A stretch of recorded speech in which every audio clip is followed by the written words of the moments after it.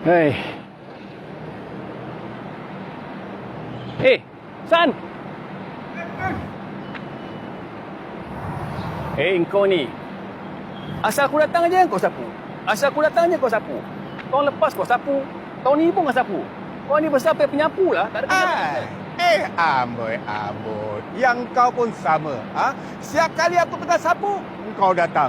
Aku sapu, engkau datang. Amboi, penyapu. Aku pergi suka lah. Nanti aku gunakan penyapu.